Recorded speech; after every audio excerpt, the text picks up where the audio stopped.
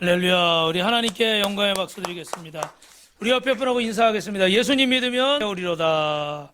고린도서 10장 8절 말씀 같이 한번 읽어보겠습니다. 주께서 주신 권세는 너희를 무너뜨리려고 하신 것이 아니요 세우려고 하신 것이니 내가 이에 대하여 지레치게 자랑하여도 부끄럽지 아니하리라. 사도 바울이 고린도 성도들에게 편지를 하는데 고린도 교회 안에 많은 이단과 잘못된 사람들이 있고 사도 바울이 그리스도의 제자라는 것을 인정하지 않는 사람들이 있었어요. 그래서 편지를 써서 설득을 하는데 보니까 그들 중에는 어떻게 돼요? 바울이 그리스도의 제자가 맞냐? 예수님이 12 제자 중에 없었다. 그의 권위를 인정하지 않는 겁니다. 근데 여기서 바울이 물러설 수가 없으니까 권위를 얘기하는 거예요. 권세를 얘기하는 거예요. 그런데 이 권세는 너희를 무너뜨리고 책망하려는 것이 아니라 따라합니다. 나를 세우려고 하는 겁니다. 부모가 자녀에게 하는 모든 소리는 무너뜨리려고 하는 게 아니라 세우려고 하는 것인 줄 믿습니다. 할렐루야. 그런데 어떻게 돼요? 그들이 권위에 대해서 이해를 못하니까, 받아들이질 못하니까. 그래서 이에 대해 내가 지나치게 자랑해도 부끄럽지 않다. 바울이 지금 내가 높아지고 싶어서 조금 전에 보신 영상처럼 내가 높아져서 위에서 막 누르고 싶어서 내가 권위를 말하는 게 아니라 어떻게 돼요? 내가 경험한 것들을 전해주고 싶은 거예요. 믿으시면 아멘. 근데 이것들을 받지 않으니까 이렇게 자꾸 이야기를 하게 되는 거지. 그래서 나는 이 권위를 내세우는 것을 부끄럽게 여기지 않는다. 할렐루야. 여러분, 우리 사회는 모든 권위를 부정하는 시대가 됐어요. 대통령이 조금이라도 못하고 하면 권위주의라고 얘기를 하고, 심지어는 초등학교 애들도 대통령을 무슨 도둑이나 강도 이름 얘기하듯이 그렇게 막 얘기를 해버립니다. 그래, 저는 전에도 말씀드렸지만 몇 년 전부터 대통령의 호칭을 영어 약자로 막 불러버리잖아요. 그죠?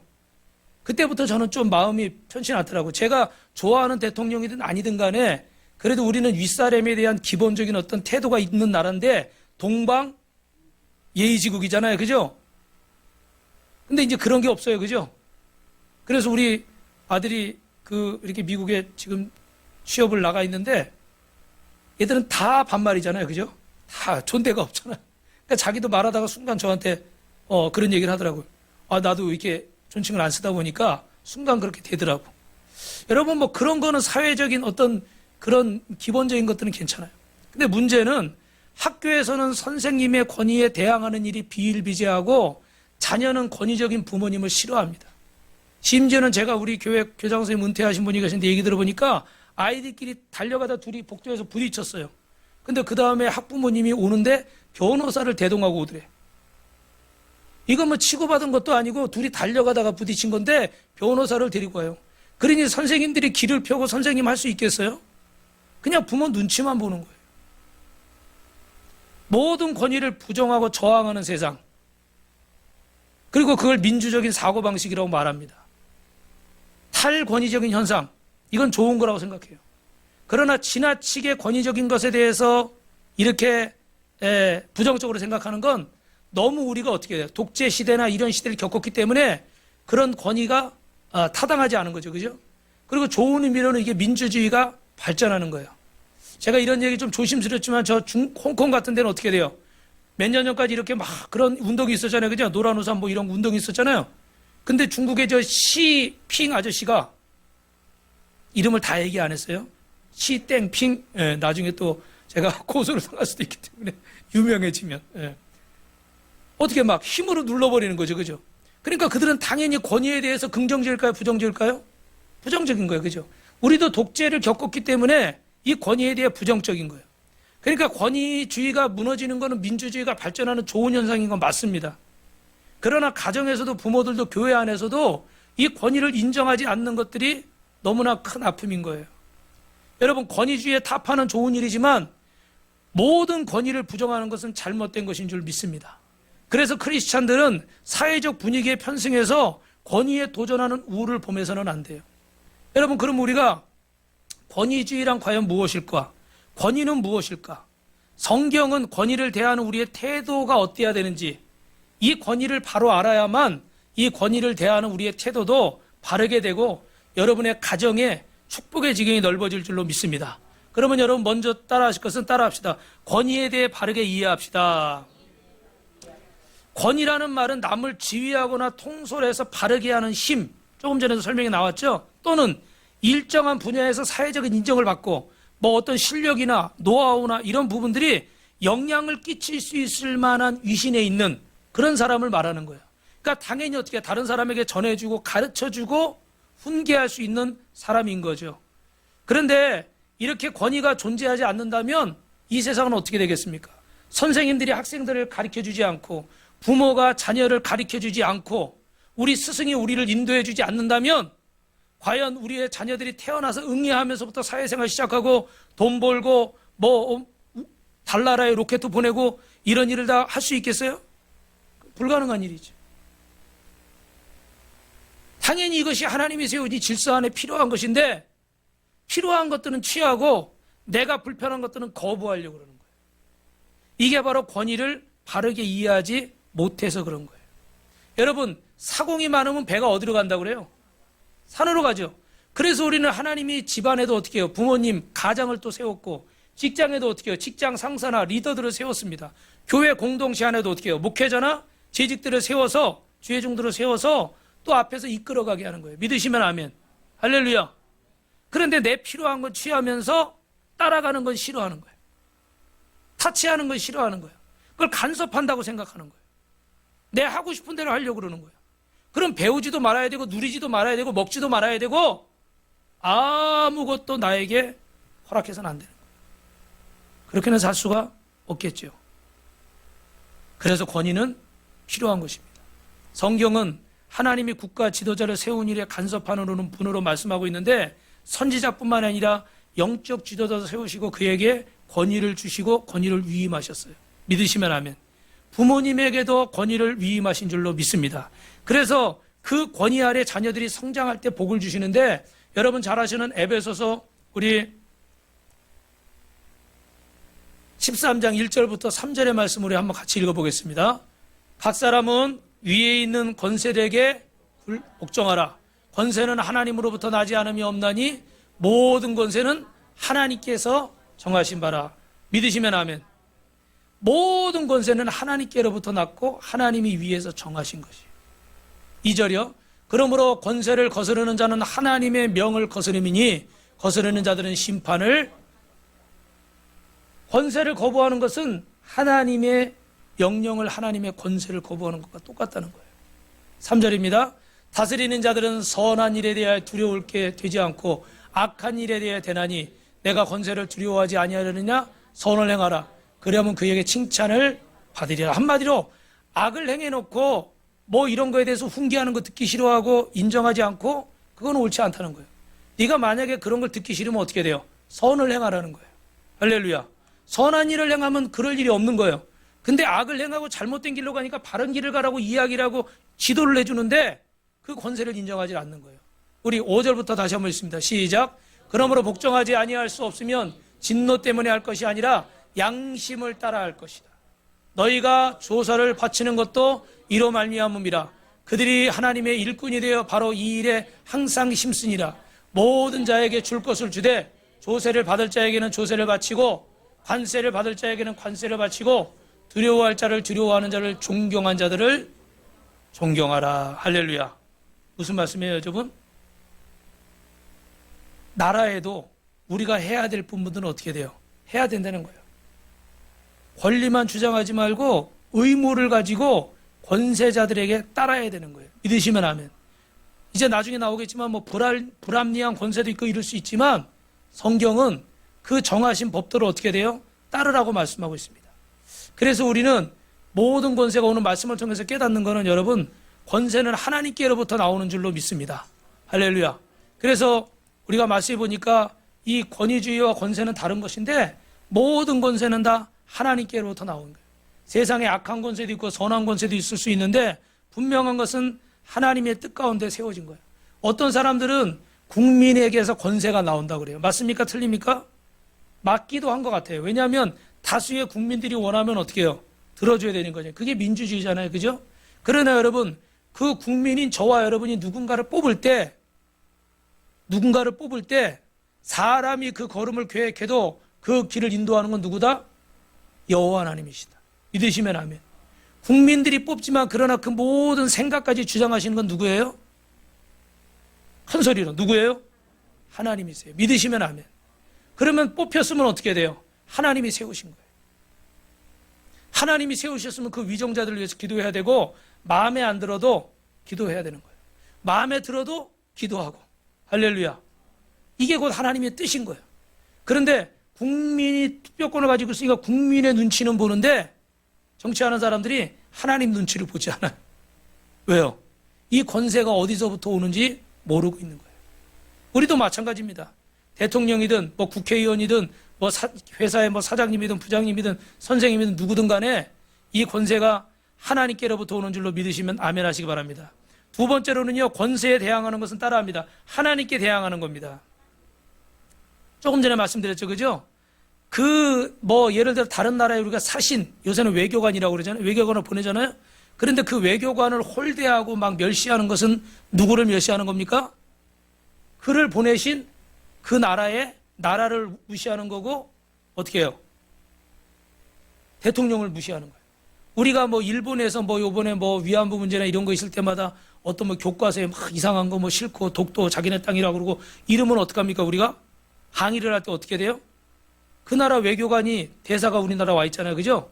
그 일본 대사를 불러서 어떻게 돼요? 질책을 하는 거죠. 당신들 왜 그러느냐? 바로 해라. 왜요? 이 대사가 그 나라를 대표한다고 생각하는 거예요. 그 나라 가서 뭐 수상 만나가지고 대통령 만나가지고 그러는 게 아니라 이 사람이 대표로 왔기 때문에 이 사람에게 얘기를 하는 거예요. 오늘 저와 여러분이 하나님이 세우신 권위를 인정하지 않고 하나님이 세우신 지도자를 인정하지 않는 것은 곧 누구를 인정하지 않는 거예요? 하나님을 인정하지 않는 거예요. 할렐루야. 그러나 여러분 여기서 답답해하지 마세요. 여기서 답답해하실 분들이 계신데 답답해하지 마시고 끝까지 들으세요. 세 번째는요, 이 권세를 세운 목적은 따라합니다. 하나님의 통치를 나타내기 위해서입니다. 그러면 이 대사를 보낸 것은 어떻게, 대통령의 뜻, 그 나라의 뜻을 전하기 위해서 대사를 보낸 거예요. 하나님이 권세자를 세운 것은 하나님의 뜻을 이루라고 보내신 줄로 믿습니다. 그러면 그가 하나님의 뜻을 이루어야 되는 거예요. 할렐루야. 그런데 그가 반대로 하나님의 뜻을 행하지 않는다면 어떻게 돼요?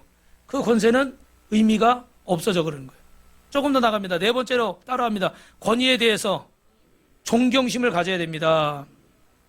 모든 사람이 소중하기 때문에 존중해야 되는데, 특별히 하나님이 허락한 지도자는 더 존중하는 것이 맞는 겁니다. 그러므로 여러분, 권위를 부인하는 것이 이 시대의 큰 흐름이라 할지라도 그건 옳은 게 아닌 거예요. 권위에 대항하는 것은 자유민주주의적 투쟁으로 여기는 사람들이 있는데 이건 잘못된 것입니다. 우리는 권위를 인정하고 존중해야 됩니다.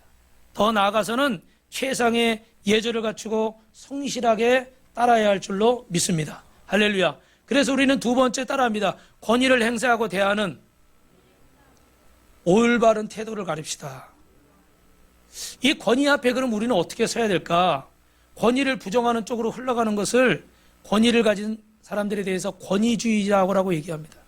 지금 여러분 제가 시간이 없어서 또 다른 영상을 보여드리지 못하지만 요즘 이제 민주주의 국가에서도 저 푸틴이나 시진핑이나 남미 어느 나라에 그런 지도자 코스프레를 한다는 거예요. 코스프레 뭔지 알죠? 이렇게 따라하는 거예요. 분명히 이 나라가 민주주의 국가인데 강력한 우파주의를 가진 사람들이 지도자가 돼가지고 저 이탈리아 같은 데도 여자분이 이제 수상이 될 게 유력한데 이분이 강력한 우파주의래요. 그래서 아주 그냥 강력하게 이렇게 막 하는데 말은 민주주의 국가인데 모습은 뭐 같아요? 사회주의 국가, 공산주의 국가나 독재자 같은 모습으로 막 하는 거예요. 지금 러시아가 민주주의 국가지만 사실 하는 모습은 뭐와 같아요? 공산주의 국가 같고 독재주의 국가 같아요. 왜? 막 전쟁을 일으키고 사람을 죽이니까. 그런데 많은 나라의 지도자들이 그들의 모습을 점점 따라가고 있다는 거예요. 자국 위주로. 그래서 왜? 그래야 국민들이 좋아하니까. 저 미국의 트럼프 같은 대통령도 어때요? 그런 모습이죠, 그죠? 자국의 이익을 위해서 막 강력하게 막 그냥 이렇게 하니까 그를 좋아하는 사람들이 많은 거예요. 네. 그럼 뭐 무조건 나쁘다고 얘기할 수는 없습니다. 그런데 분명한 건 다 어떻게 돼요? 이런 모습들로 변해가고 있는 거예요. 하나님이 주신 권위를 제대로 이해하지 못하는 거예요. 이게 권위인지 국민들이 권위인지 권위주의인지 분별을 하지 못하는 거예요. 그래서 권위는 필요하지만 권위주의는 배척하고 권위를 부여하신 분이 하나님이라는 사실을 잊고 살아가고 있습니다. 여러분, 우리는 분명히 권위주의에 빠져서는 안 될 줄로 믿습니다. 이런 권위주의는 우리가 스스로 버려야 될 줄로 믿습니다. 그런데 권위주의로 사는 것은 하나님을 바로 대적하는 것이고, 이런 푸틴 같은, 저는 시진핑 같은 이런 사람들은 하나님이 주신 축복을 저주로 바꾸는 거예요. 하나님이 주신 권위를 저주로 바꾸는 거예요. 그러니까 올바른 권위 행사는 가정에서부터 이루어지고, 이걸 가정에서 잘 배우면 그 사회에 나가서도 어떻게 돼요? 바르게 행사하는 줄로 믿습니다. 우리 자녀들이 세상에 나가서 학교에 가서 사회생활하면서 잘하면은 사람들은 다 어떻게 생각합니까? 저 부모님이 누구냐 이렇게 생각을 하는 거예요. 그죠? 왜요? 그 부모가 잘 본을 보였고 잘 가르쳤고 그렇게 배웠으니까 저렇게 잘할 것이고, 그런 가정에 남성이나 여성이 우리 예를 들어 가족이 된다 그러면, 우리 회사의 직원이 된다 그러면 우리는 어떻게 돼요? 헌이득을 보게 되는 거죠. 그래서 이런 얘기를 하는 거예요. 결국은 어떻게 돼요? 가정에서부터 바로 이렇게 권위가 세워지고 바로 하나님 중심으로 이어지지 않으면 사회에 나가서도 어떻게 돼요? 안에서 새는 바가지, 밖에서도. 그런 건 너무너무 잘 아셔.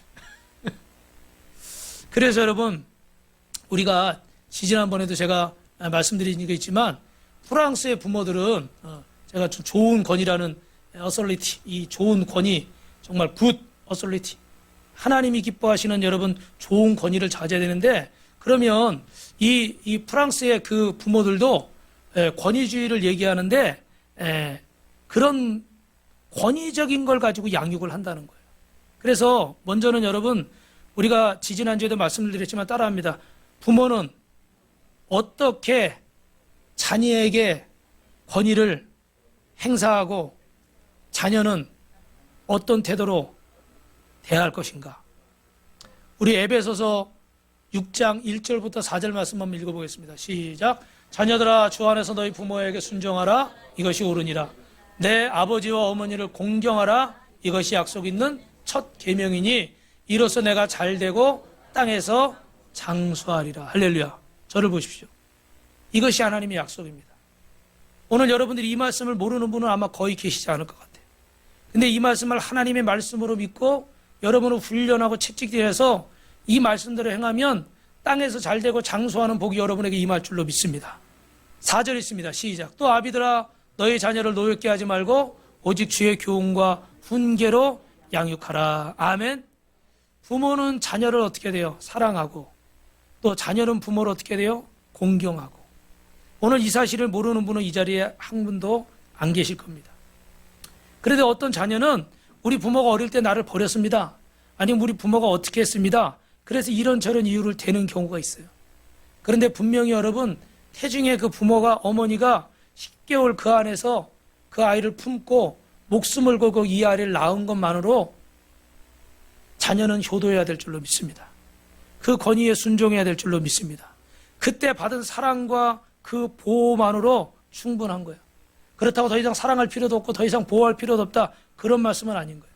자녀들이 이런저런 합리적인 이유를 따져가면서 부모님을 무시하고 나이가 들면 더 무시하고, 이런 모습들은 하나님이 말씀하신 모습이 아닌 거예요. 우리를 이 땅에 부모를 통해서 있게 해준 것만으로도 자녀들은 어떻게 돼요? 부모를 존중하고 인정하고 그 권위에 순종을 해야 되는 거예요. 이렇게 될 때 어떻게 돼요? 부모들은 자녀들을 높게 하지 않고 주의 교훈과 훈계로 양육하게 되는 줄로 믿습니다. 그래서 부모님들도 자녀들의 마음을 상하게 하지 말고, 저도 그 전에 이렇게 학생들 이렇게 많이 하다 보니까 저희 교회가 서울의 강남 쪽에 있었는데, 주일날 되면 시험 기간 되면 어떻게 될까요? 어떻게 될까요? 학원에서 수업하느라고 애들이 많이 빠져요. 예. 그런데 그 아이들 중에는 그냥 부모가 시키는 대로 하는 애들도 있지만, 정말 교회 와서 예배 드리고 싶고 찬송하고 싶고, 학생 때 친구들 좋아하잖아요. 그죠? 교회 와서 선생님 만나고 막 이렇게 하고 싶어도 억지로 어떻게 부모한테 혼나니까 가보는 거예요. 학원을 가는 거예요. 수련회를 해보면요, 저만 그런 건 아닐 거예요. 이렇게 나중에 아픈 거 이런 거 나눌 때 보면 저희도 물론 그런 게 있겠지만, 부모님과의 사이에 어떤 불만이나 갈등이 없는 아이들이 있을까요, 없을까요? 거의 없어요. 거의 다 어떻게 갈등이나 문제가 다 있는 거예요. 그런 불만들. 근데 조금 전에 말씀드린 것처럼 자녀를 잘 양육하기 위해서 어떤 부분에 갈등은 있을 수가 있다고 저는 생각해요. 그러나 또 이것들이 소통이 되지 않은 상태에서 억지로만 되어지는 것은 결국은 그 아이의 마음속에 반발심을 주는 거예요. 제가 알고 있는 요 주변에 계신 분 중에 요 주변에요, 어머님이 권사님이고 신앙생활 옛날부터 아주 열심히 하신 분의 자녀분들이 있어요. 그런데 그분들이 교회를 가질 않아요. 교회를 가지 않고 오히려 또 어떤 분은 심지어 신학을 공부한 사람과 같이 살고 있어요. 그런데 교회를 가질 않아요. 그리고 오히려 교회를 더 어떻게 돼요? 핍박하거나 목사인 저를 볼 때 더 우습게 여기더라고. 그럴 때가 있어요. 왜 그럴까? 알아요. 어릴 때부터 억지로 끌려다녀서 알아요. 아는데 그 부모님의 모습이나 뭐 이런 것들이 하나님을 만나요? 못 만나요? 못 만난 거예요. 그러니까 어떻게 해요? 이 반발심. 그래서 어떻게 돼요? 우리가 생각할 때 부모님이 장로님이고 권사님이고 집사님이고 막 이러면 자녀들도 다 믿음 안에 이렇게 자랄 것 같잖아요. 그죠? 근데 그렇지 않은 거예요. 근데 제가 어제 이렇게 그 우리 여기 공간을 좀 이렇게 정리를 하려고 파티션을 구했는데 값이 나가서 못 하다가 어제 어느 사무실에서 이렇게 아주 좋은 조건에 이렇게 해서 제가 가서 비가 오는데 1시간 반 걸려서 쉬러 왔어요. 할렐루야. 누굴 부르고 싶었지만 허리도 아프고 무릎도 아프고 뭐 쉬어야 되고 막 이러니까 제가 미안해서 전화를 못했어. 그래서 쉬러 왔는데 거기 과장인데 나이가 39이에요. 근데 이 친구가 너무 마음에 드는 거예요. 그러니까 이 친구는 교회를 안 다니는, 제가 브릿지에서 사진 올린 거 보신 분들이 계실 거예요. 교회를 안 다니는 친구인데 그냥 보통 사람 같으면 여기 있어요, 가져가세요, 그리고 자기 받을 것만 받으면 되잖아요. 그거를 다 불러가지고 밑에까지 다 실어다 주고, 제가 실을게, 올라가세요. 아니요, 제가 같이 실어야죠. 다 실어주고 정리까지 다 해주고, 더 좋은 건 값도 깎아줬어. 6개 준다고 했는데 11개나 줬어. 그래서 남는 거는 우리 옆에 그 작은 교회들 목사님들 나눠주려고 그래요. 할렐루야. 근데 얼마나 이 친구가 예수를 안 믿는 친구인데도 얼마나 그렇게 또 교회라고 그러니까 더 막 이것도 가져가라고 저것도 가져가라고 다음에 의자도 또 준다고 그랬어요. 할렐루야. 이 친구는 예수를 안 믿어요. 제가 복음을 전해서 영접 기도를 그 자리에서 한 거예요.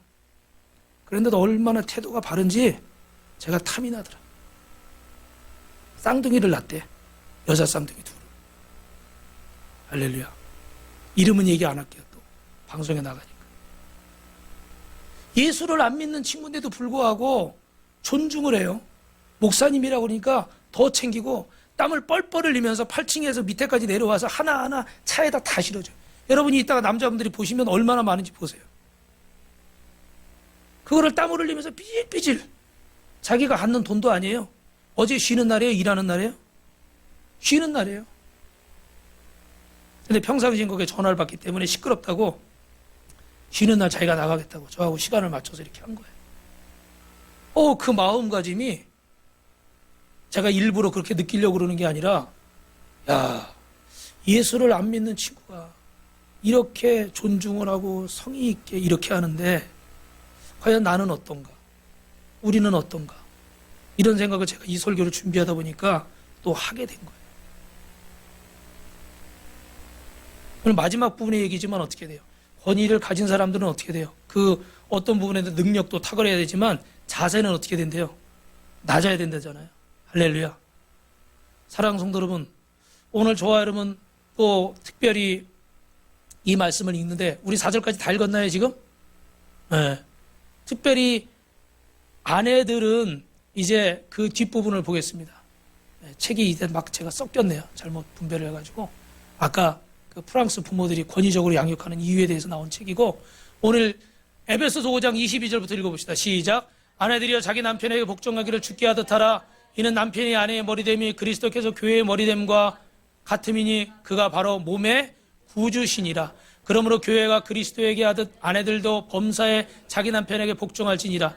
남편들이 아내 사랑하기를 그리스도께서 교회를 사랑하시고 그 교회를 위하여 자신을 주신같이 하라. 할렐루야. 이 말씀은 여러분이 잘 아는 말씀이니까 짧게 말씀드리겠습니다. 아내들이 남편의 권위를 인정할 때 제일 어려운 부분이 뭐냐면 권위를 인정할 만한 모습이면 아까 저기 그 나온 분이 오은영 박사님하고 그 박남정 씨라는 옛날에 가수 있잖아요. 아시죠, 여러분? 옛날에 이거 기억하세요? 나이 드신 분들은 기억하시죠? 그 가수인데 끝에 그러잖아요. 내가 아버지로서 너무 그런 권위적인 모습을 못 보이고 너무 허술한 모습을 보여서 그런 것 같다. 그런 얘기를 하는 거야. 그 보신 분도 계시지만 그 옆에 있던 딸이 뭐 대학교를 뭐 5개인가 4개인가 한꺼번에 붙고 굉장히 막 똑똑한 딸인 것 같아. 그러다 보니까 막 그냥 이렇게 그 위주로만 모든 것이 돌아가다 보니까 어떤 아버지 역할이 제대로 되지 않는 이런 부분을 상담하신 것 같아요. 여러분, 우리가 권위를 생각할 때 존중할 만하고 힘을 가지고 있고 능력을 가지고 있고 물질을 가지고 있으면 당연히 사람이 고개를 숙이는 거예요. 그죠? 그런데 문제는 그럴 만한 모습이 아닐 때 그럼에도 이 권위가 하나님께로부터 온 것임을 알고 순종할 수 있는 거. 이게 어려운 거예요. 그죠? 직장에서도 상사가 존경받을 만하면 당연히 뭐 부장님, 뭐 차장님, 사장님 이럴 수 있어요. 근데 보니까 어떻게 앞판 뒷판이 틀려요. 사람 대하는 게 이 사람 대할 때 저 사람 대할 때 틀린 거예요. 그러니까 어떻게 돼요? 마음속에 신뢰가 안 가. 실망이 돼. 그리고 야비하게 막 이렇게 머리 쓰고 이러는 게 보여요. 신뢰가 안 가요. 그러니까 존중이 돼요? 안 돼요? 존중이 안 되는 거예요. 남편과 아내 가운데도 마찬가지죠. 너무 서로를 잘 알다 보니까 우리 사모님은 저를 눈빛만 봐도 알아. 그래도 어떨 때 눈 마주치기가 두려워. 이게 진실인지 거짓인지. 내가 말을 안 하고 이러고 있어도 벌써 다 알아버려. 투시의 은사가 있는 것 같아. 그러다 보니까 여러분은 서로 이렇게 존중하고 인정하고 하기가 어려워요. 저는 우리 장모님한테 감사한 게 있는데 저희 장모님하고 저희 어머니는 지금도 옛날부터 결혼할 때부터 저한테 항상 목사님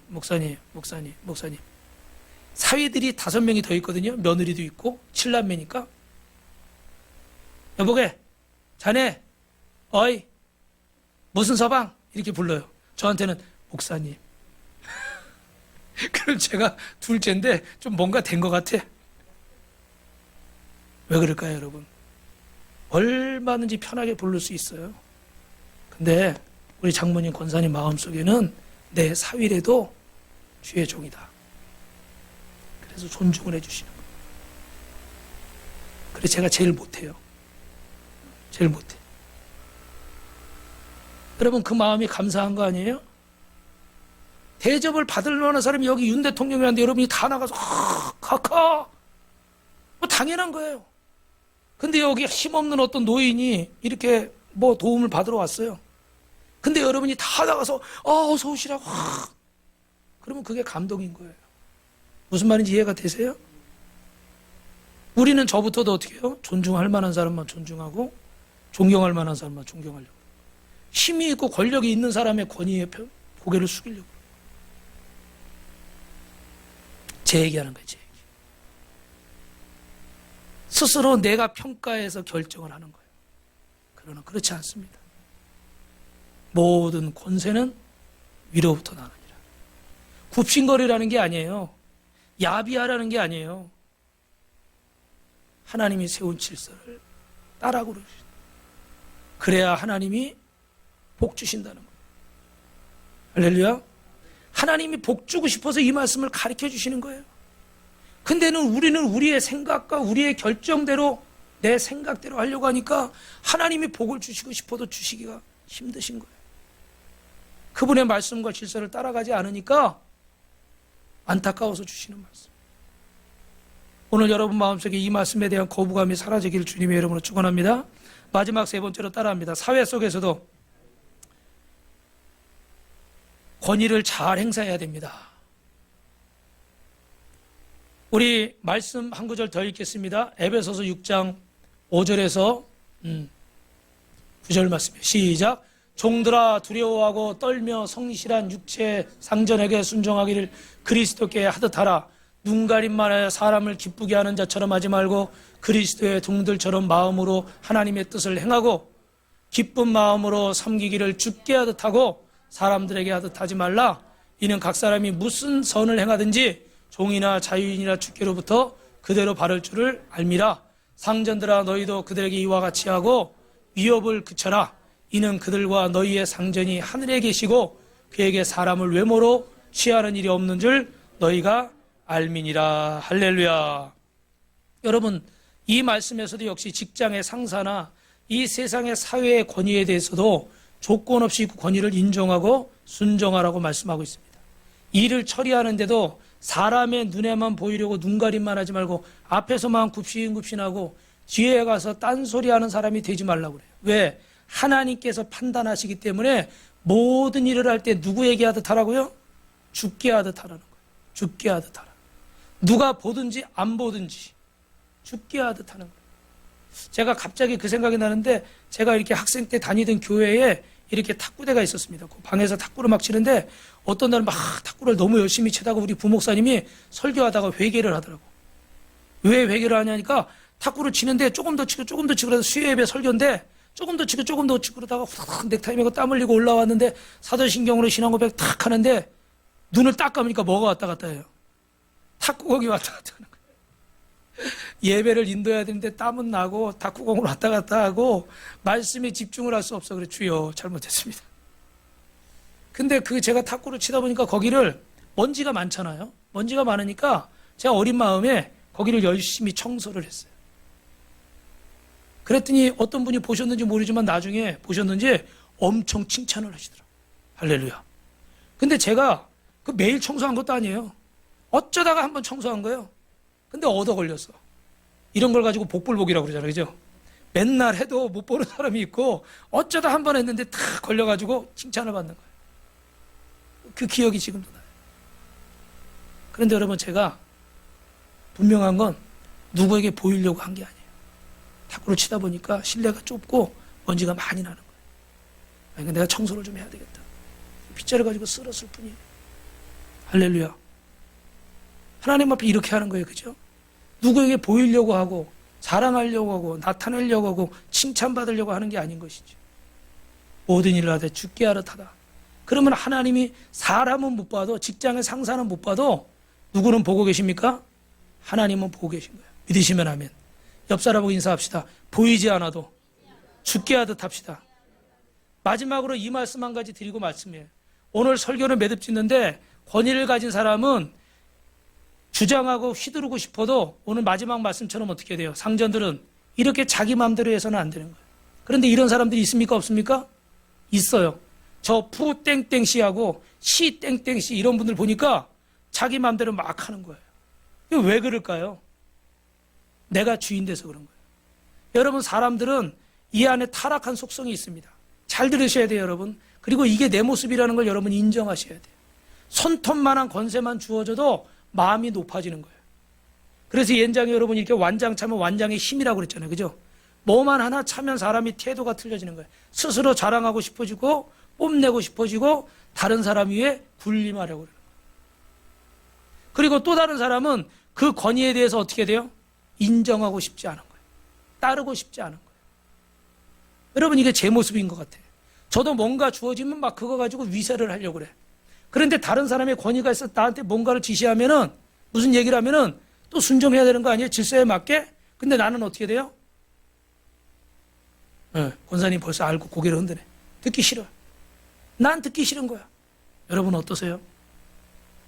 저는 이게 제 모습인 것 같아요. 내 마음에 드는 건 취하고 내 마음에 안 드는 건 거부하고 싶은 거예요. 우리 안에 스스로 높아지는 교만들이 있습니다. 불순종과 거역이 여기 있어요. 저항하고 대정하는 성향이 있는 거예요. 이게 여러분 우리 안에 있는 죄의 뿌리에서 온 거예요. 믿으시면 아멘. 이걸 우리를 더 큰 죄악으로 몰고 가는 겁니다. 그래서 오늘 여러분 읽으신 본문에 다윗은 사울이 악한 왕이었습니까? 선한 왕이었습니까? 결론만 알게 하면 악한 왕이었습니다. 다윗을 죽이려고 군사를 몇천 명씩 데리고 쫓아다녔던 사람입니다. 다윗이 자기가 머리 아파서 괴로워 잠 못 잔다 그러니까 비파와 수금을 연주하면서 옆에서 찬양을 들려주는데 갑자기 그게 꼴 보기 싫다고 창을 들어서 다윗을 향해 던졌던 사람이에요. 완전히 제정신이 아니죠. 그죠? 어디 이뻐할 때가 있어요. 다윗은 굉장히 억울했을 거예요. 그런데 오늘 본문에 보니까 기회가 왔어요. 다윗을 쫓다가 피곤해가지고 동굴이 보이니까 동굴 안에 들어왔는데 그 동굴에 어떻게 해요? 다윗과 그 부하들이 숨어 있었어요. 그죠? 그래가지고 이때가 기회입니다. 하늘이 준 기회죠. 이건 여러분. 생각할 필요도 없는 거예요. 나를 죽이려는 사람 아니에요. 그죠? 그냥 끝장내는 거예요. 다른 병사들은 다 밖에 있고. 근데 어떻게 돼요? 옷깃만 살짝 패고 그냥 돌려보내요. 그래서 오늘 6절에 하신 말씀이 뭐예요? 우리 6절 말씀을 안 적어놨는데 같이 읽어봅시다. 시작. 자기 사람들에게 이르되 내가 손을 들어 여호와의 기름 부음을 받은 내 주를 치는 것은 여호와께서 금하시는 것이니 이는 여호와의 기름 부음 받은 자가. 여러분 너무 잘 하시는 말씀이죠. 그죠? 하나님이 기름 부어 세운 종이기 때문에, 하나님이 기름 부어 세운 부모님이기 때문에, 하나님이 기름 부어 세운 리더이기 때문에. 아멘이 안 나오네요. 하나님이 세운 멘토이기 때문에. 할렐루야. 하나님 앞에서 하는 거예요. 여러분 신앙생활도 하나님 앞에서 하는 거예요. 제가 빛과 소금 교회를 섬기는 것도 여러분이 좋은 것도 있지만 제가 하나님 앞에서 하는 거예요. 여러분은 제 마음에 들었다 안 들었다 해요. 기분 나쁘세요? 저희도 그래요. 그 말 좀 이따 하려고 그랬어요. 제가 여러분도 제가 마음에 들었다 안 들었다 할 거예요. 그죠? 근데 저는 누구를 바라보고 목회하는 거예요? 하나님 앞에서 하는 거예요. 여러분은 누구를 바라보고 신앙생활 해야 돼요? 하나님. 한명재 성도님, 이따가 저 뒤로 좀 잠깐 오십시오. 맛있는 거 사드릴게요. 솔직한 심정이에요. 부모님도 너무 엉터리 같을 때가 있는 거예요. 자식도 내 자식이지만 너무 엉터리 같을 때가 있는 거예요. 선생님들도 너무 안 좋은 모습이 있을 때가 있어요. 그런데 오늘 여러분 보세요. 사무엘상 24장 우리 다윗이 이렇게 아까 해치려고 그럴 때 그 창을 막는 장면이죠. 그죠? 누워있는 건 사울이겠죠? 오늘 말씀 16절 17절 있습니다. 시작. 다윗이 사울에게 이같이 말하기를 마침에 사울이 이르되 내 아들 다윗아 이것이 내 목소리다 하고 소리를 높여 울며 다윗에게 이르되 나는 너를 학대하되 너는 나를 선대하니 너는 나보다 의롭도다. 내가 나 선대한 것을 오늘 나타냈나니 여호와께서 나를 내 손에 넘기셨으나 내가 나를 죽이지 아니하였도다. 사람이 그의 원수를 만나면 그를 평안히 가게 하겠느냐? 내가 오늘 내가 행한 일을 말미암아 여호와께서 내게 선으로 갚으시기를 원하노라. 할렐루야. 할렐루야. 절 보세요. 여러분 잘 아시는 말씀이지만 너무 귀한 말씀입니다. 사울이 마지막에 그러잖아요. 사람이 자기 원수를 눈앞에서 만났는데 어떻게 그냥 돌려보냈냐. 근데 너는 나를 어떻게 살려보냈다. 다윗을 죽이려고 쫓아다니던 사울이지만 그러나 다윗아 너는 하나님 앞에 복받을 만한 자격이 충분하다. 할렐루야. 여러분 하나님이 그냥 다윗을 축복하신 게 아니에요. 원수까지 다윗을 보고 감동을 받을 정도예요. 그래서 성경은 사도행전 13장 22절에 하나님이 다윗을 내 마음에 합한 종이라 그랬어요. 나는 그를 통해서 나의 뜻을 이루겠다고 그랬어요. 사랑하는 성도 여러분, 오늘 이 마음을 가지시기를 주님의 이름으로 축원합니다. 여러분이 다윗과 같은 마음을 가지고 부모님을 대하고 선생님을 대하고 지도자를 대하면 직장생활, 사회생활을 하시면 반드시 하나님께서 여러분에게 기름 부으시고 다윗에게 주셨던 놀라운 복을 주시고 제일 중요한 건 이거예요. 옆 사람하고 인사합시다. 하나님이 책임지는 인생이 됩니다. 할렐루야. 누가복음 4장의 세술은 세부대. 우리의 마음을 새롭게 해야 돼요. 권위주의에 대한 새로운 마음을 가지고 하나님이 세우신 권위와 질서에 따라서 여러분이 행할 때 다윗에게 기름 부으신 것처럼 여러분에게 기름 부으시길 주님의 이름으로 축원합니다. 축원합니다.